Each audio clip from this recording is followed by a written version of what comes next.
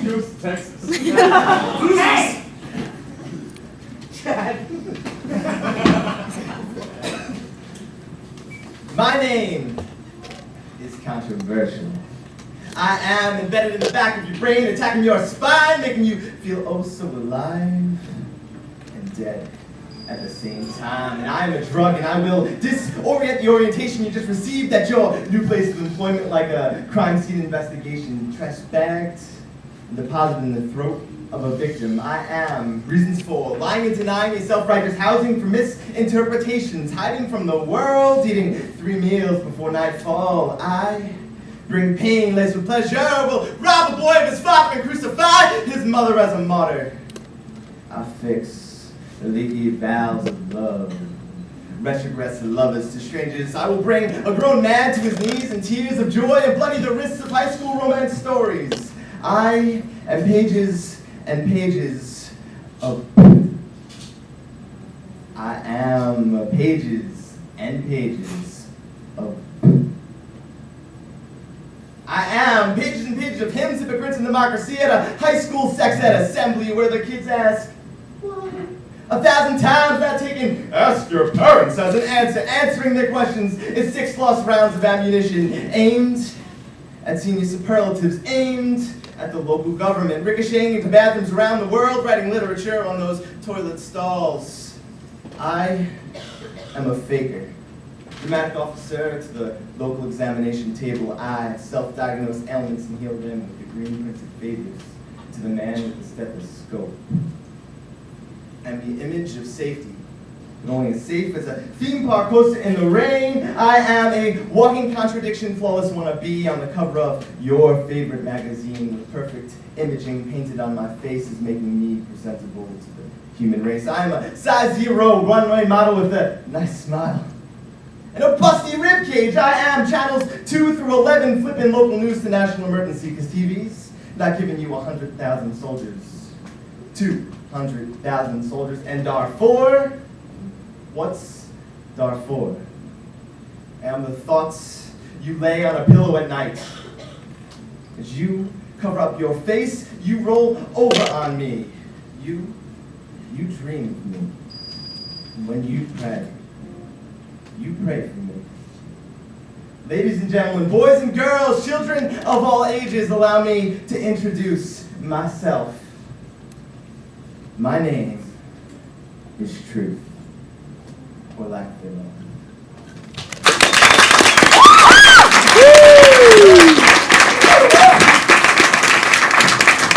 Give it up, Brandon. Come on.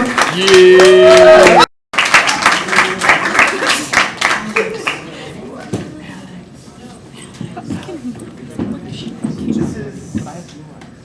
This is for anybody who's ever been in love. With that. I fell in love with a girl. I fell in love with a girl in a sweatshirt. Not collegiate, a zip up, not overdone, and not raggedy. It's a metaphor. She wasn't wearing a sweatshirt in the middle of May, but tear ducts are flooding my body with emotions that are incomprehensible, so I steal a few words from Mr. Webster to paint a picture perfect, not as pure as the grandeur of her lightly painted pink eyeshadow and dark eyeliner makeup. Make up a boy who was unsure if his mind was made up, if he was crazy or lazy, if he can actually change the world as he set out to do last winter. As he was making his snow angel and occasionally picked up the phone to talk to her. She was a little rough around the wings, but her halo was bigger than her petite body, and she sang to him. She sang so only he could hear, knighting this boy as a warrior to pursue the capture of love, which she knew he could harness and return to the heavens above to light the full moon who was filming. Because this is so picture perfect, this must be a scene. This must be the latest in cinema entertainment. Stand by me. And she settled her cheek on his shoulder, looking, her eyes blinking as fast as his heart was beating, watching his dreams turn into nightmares of her leaving, him not believing that love could live forever. He asked his mother if pictures can be perfect even if they're morbid, depicting demise of faith and fortune. She answered without hesitation and pointed to herself and my father wearing a black crooked bow tie and white shoes that probably could have been shined. It was a black and white photo with undecided gray shadings and shadows that only the photographer could explain. So in this life of black and white, there's always that in-between, and I fell in love with a girl. I fell in love with a girl in a sweatshirt, and he wrapped his arms tightly around a neck that has been choked before, bruised by past sinners who became strangers, and slammed the door on the way out. And he looked into her eyes with an intensity of inquisition she had never felt. He wanted to know if she was destructible. So he was careful not to break it, for she breathed out the life that he inhaled, and smiling and thanking her for the time they shared, she mirrors the image of eyes penetrating hers, enraptured as if he just saw her for the first time. The angel on his shoulder was moving closer and farther at the same time. Seasons began to change and the snow began to melt. And maybe she'll go to Boston and start a new life without him, as he carries her in his heart on his sleeve, driving into the western sunset with a full tank of gas.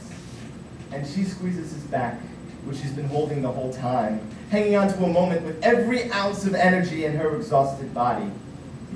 If only time could stand still. If only time could stand still.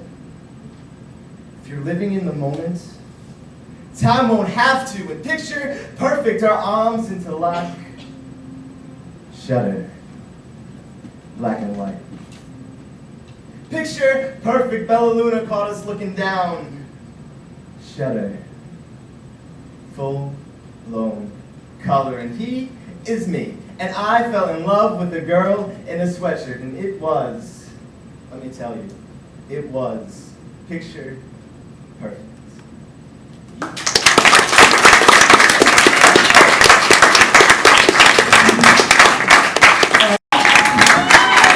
Seat stealing, hoe.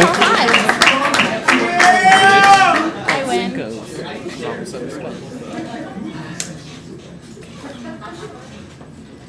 Got a paper this time. Literacy's fucking awesome.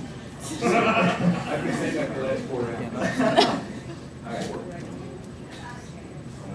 I carry a backpack with me so I have a place to keep my hands. Shoulder width apart, always ready for impact.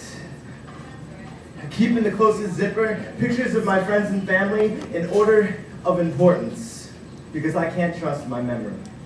Always 3 bottles of the finest water a $5 bill can buy, a towel to stay dry, because these days I know where I'm going, but I don't know when I'll arrive. And when I get in my car, I'm tormented with highway memorials to people I never knew. And I pray to God, I pray to God for a safe journey. But these days I've been praying to my sun visor because I don't know what I believe in anymore. And each double take I take pushes me farther away from my bedroom ceiling that I stared at till 3 in the morning, contemplating the importance of taking another breath, and then breathing again, and then dreaming again, and planning on how to make my midnight dream weaving, ceiling hallucinations reality. My pockets are always empty, just like my list of things to do today to make tomorrow a little bit easier. And my backpack, I keep everything in my backpack, my keys and my wallet behind me, out of a safe line of vision. And this recklessness may scream apathy, but I know where I came from and how much I got may decide how far I can go. And my life is steps ahead, but each double take taken pushes me farther away, and I stop and I pray, because I can't do this on my own.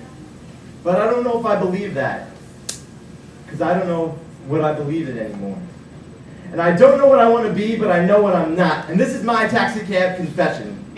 Driver, pull over. I have a life to live. A newspaper to buy, read, and burn so I can reminisce around a fire of a burning yesterday and figure out what I want to be when I grow up. Yeah!